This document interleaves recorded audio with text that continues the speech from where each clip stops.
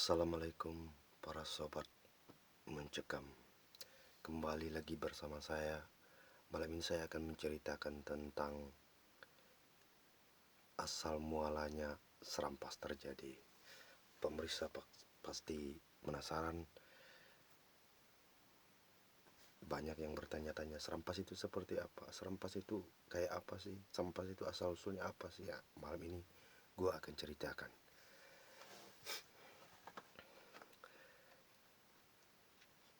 Pada zaman dahulu,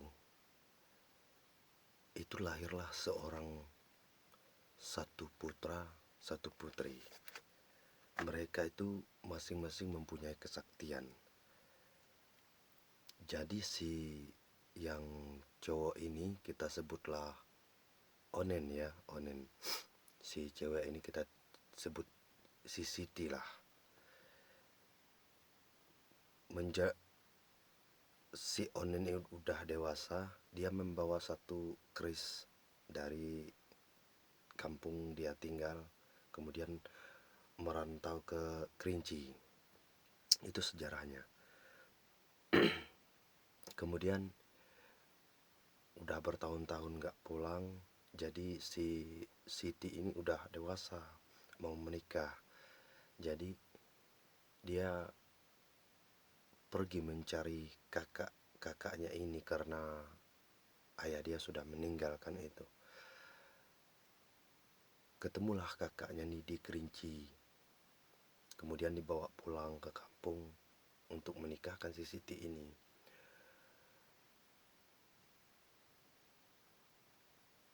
Sesampainya di kampung, kita lanjut cerita saja. Dinikahkanlah si Siti ini. Kemudian sudah menikah sekitar berapa hari, si Onen ini mau pulang ke Kerinci, mau pulang ke sana. Dia udah nyaman di sana kan itu. Jadi pas menyeberang sungai, gugurlah si keris yang dia bawa dulu semasa dia masih kecil keluar dari desa itu. Gugurlah keris ini ke sungai yang dia seberangi. Jadi saking saktinya keris ini, seluruh ular, ikan, seluruh makhluk yang berada di air kena bayangan si keris ini. Maka ikan itu kayak apa, serampas naik ke atas gitu. Maka diambillah si keris yang jatuh sama si Onen ini, dibawa ke atas. Dia kasih gelar lah si desa tempat dia tinggal. Mulai saat ini desa ini ku kasih nama Serampas. Lengketlah nama Serampas itu sampai sekarang. Makanya anak cucunya yang tinggal sekarang itu kalau adu kesaktian sama orang Kerinci, kami nggak mempan ya, karena soalnya kalau ilmu serampas dibawa ke Kerinci itu nggak mempan. Cerita orang tua dulu, katanya ilmu serampas tuh kalau dibawa ke Kerinci nggak mempan. Ilmu Kerinci juga dibawa ke serampas juga nggak mempan. Nah, gitulah sejarahnya. Kayak gimana pun apa detik-detiknya gue juga nggak, kurang paham ini ya. Jadi pas masuk zaman Belanda, ini orang pada lari ketakutan karena datang Belanda kan. Kita nggak biasa yang bunyi hiruk pikuk. Kemudian datang Belanda ini macam ragam lah yang dia lakukan di negeri kita kan itu. Kemudian si empunya di Serampas ini membuka apa, tahu cara untuk menghilangkan desa Serampas ini. Ada juru kunci, kemudian seluruh penghuni desa itu masuk ke desa, ditunjukkan sama si empu ini. Yang satunya tanam di timur, yang satunya tanam di barat, yang satunya tanam di utara. Maka dengan menanam batu tersebut, maka desa itu akan hilang. Sebegitu batu tersebut sudah ditanam, maka desa itu hilang. Datanglah puluhan para Belanda lewat, kemudian matilah si guru kunci ini. Makanya legenda itu melekat sampai saat ini kalau Serampas itu terkenalnya desa Ilang. Rumah di sana 7 buah rumah, itu atapnya hijau,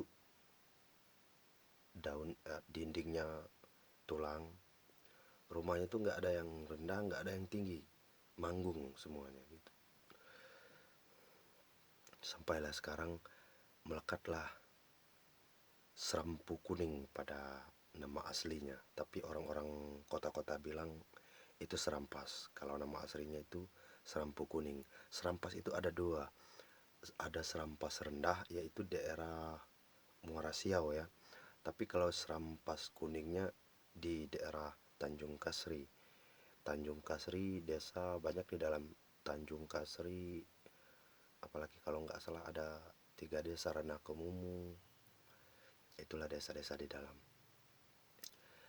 Nah, kemudian sekitar berapa abad sesudah si Belandanya menjajah, ada sejarah, gua dengar ceritanya juga, ada sekitar 7 orang mau menuntut ilmu sampai ke Serampas, ceritanya kayak gitu. Kata yang selamat itu cuma 2 orang. Itulah yang membawa cerita sampai ke telinga para masyarakat, berkembanglah sampai sekarang. Jadi berangkatnya 7 orang melewati hutan, berjalan kaki, katanya itu 7 hari 7 malam.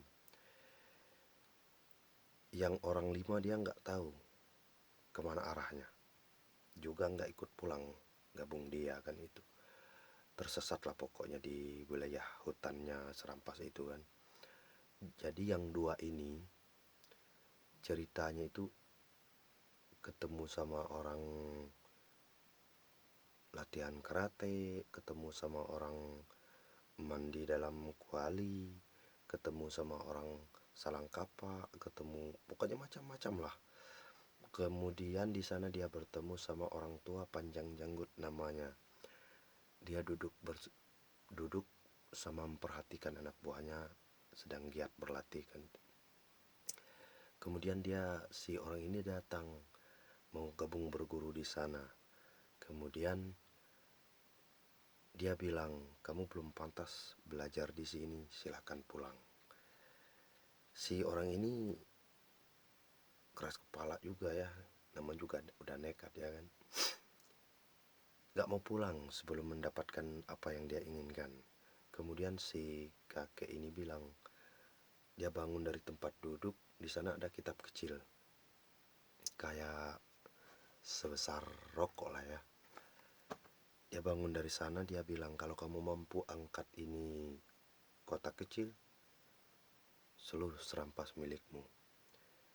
Jadi orang berdua ini 7 hari 7 malam mengangkat si kotak kecil ini, nggak terangkat.